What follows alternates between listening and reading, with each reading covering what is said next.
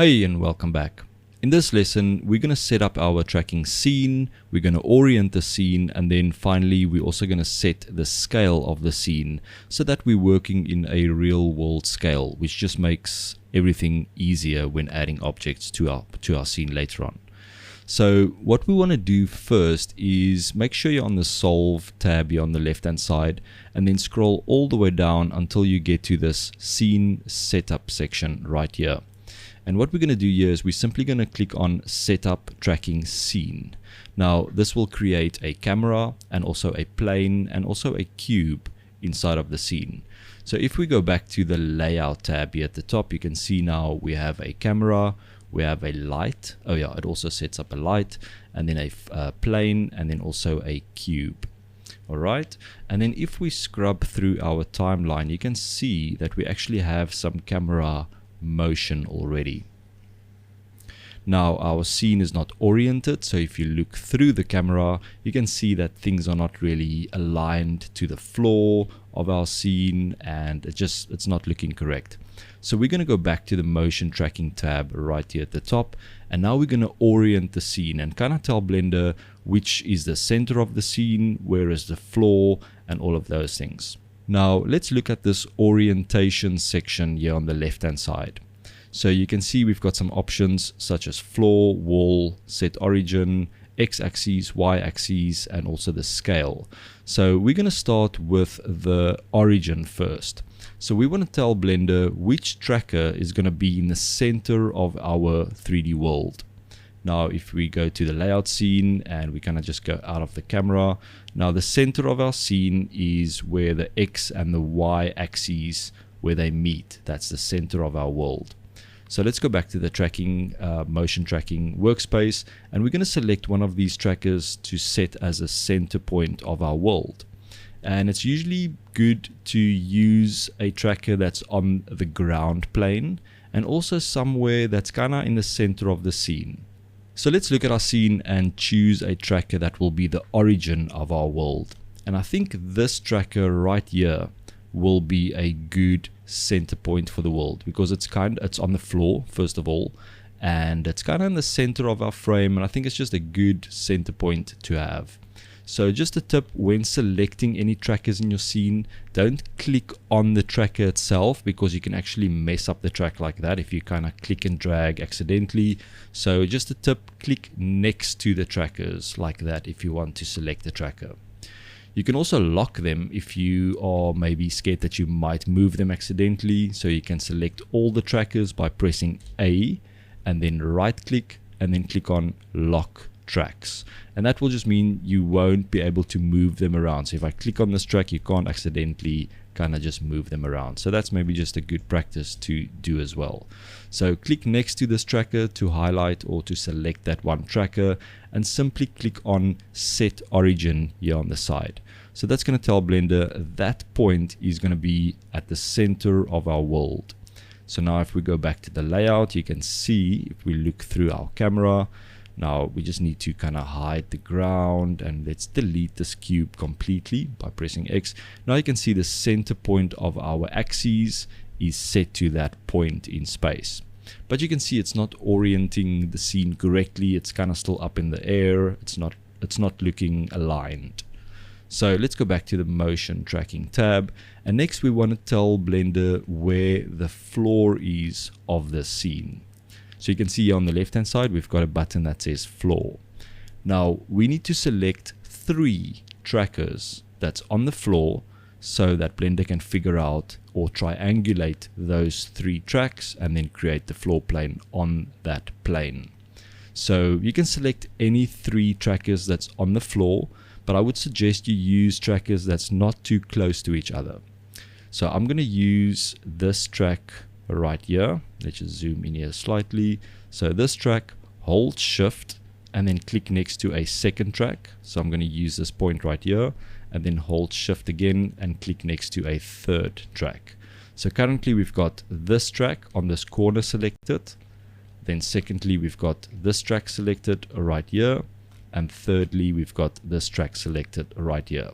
All 3 are on the floor plane of our world or of our scene, and now we're going to click on this floor button.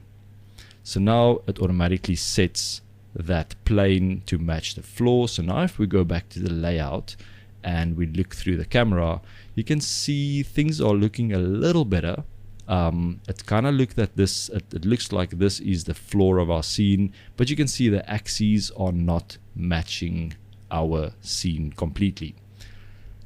Alright, so what we want to do is we want to select a tracker that's either on the x-axis or the y-axis in relation with the center or the origin tracker. Now remember, we set this tracker as the origin point, the middle point of our scene. So we can either select this tracker, because that's on the x-axis from that origin point, or we can select this tracker, which is on the y-axis from the origin point. So I'm going to select this tracker because it's on the x-axis from that original, the center point tracker. And then I'm going to simply click on set x-axis. All right. So now if we go back to the layout, now you can see that it's actually matching the x-axis on that line, because we told Blender that this tracker on this point is on the x-axis in relation to the center of our world, the origin point. Now, if you don't have any trackers that's exactly on that x-axis or on the y-axis, we can actually manually adjust this in our scene. So if I go to the layout section again, we can simply click on the camera. You can click it in the view or in the outline here on the side to highlight the camera. And now press R to rotate, and then press Z to rotate only on the Z axis.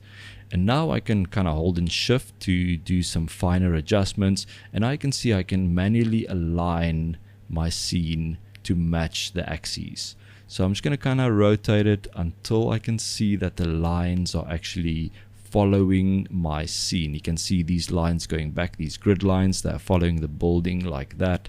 This one is kind of following this, but it's not completely correct yet. So I'm just going to kind of rotate it until it feels like it's in the scene. You can also move the camera around on the Z plane.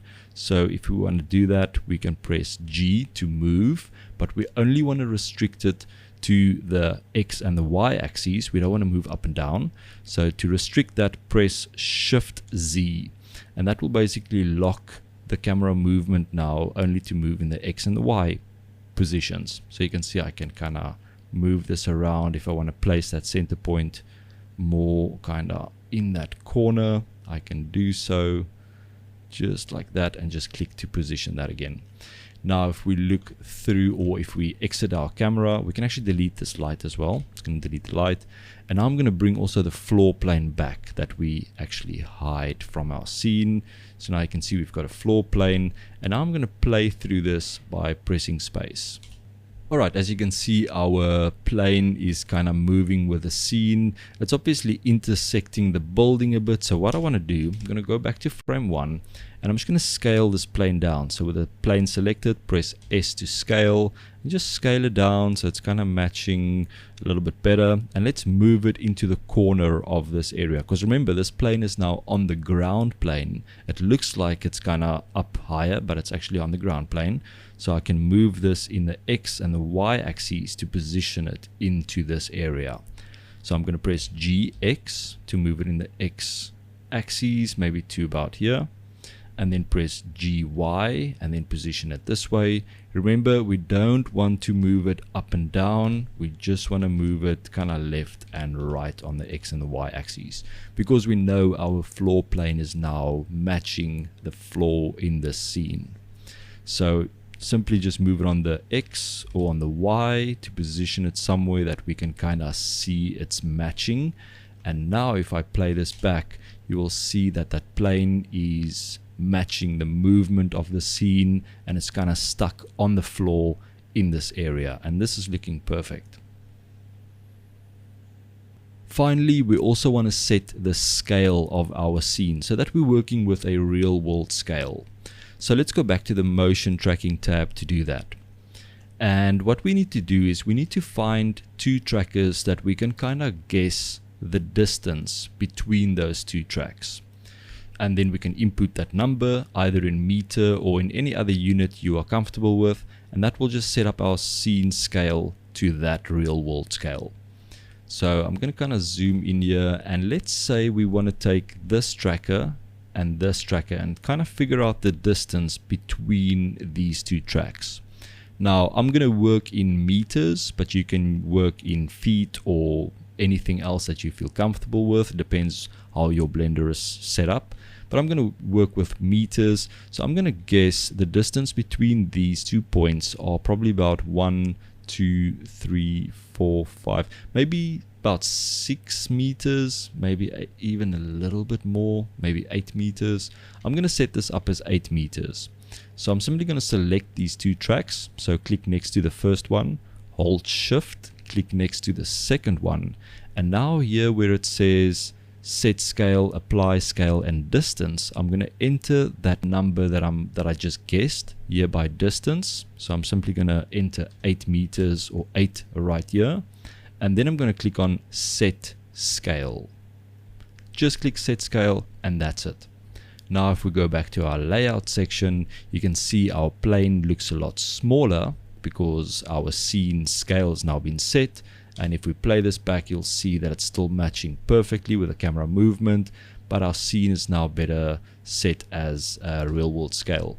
You can see these boxes are basically 1 meter boxes. So this will give us 1, 2, 3, 4, 5, 6, 7, 8, 9, 10, 11, 12 meters for this wall. And I think that should be pretty close to should be fairly close to real world scale. It's obviously not perfect because I didn't go and I didn't measure this distance. If you are on that set where this footage was taken, it's always good to get some real world dimensions, maybe measure one wall and then you know the distance if you want to be really precise. But I think for this it should be fine. We're kind of close to the real world scale, so I am happy with that. So go ahead and save your scene, and I will see you in the next lesson.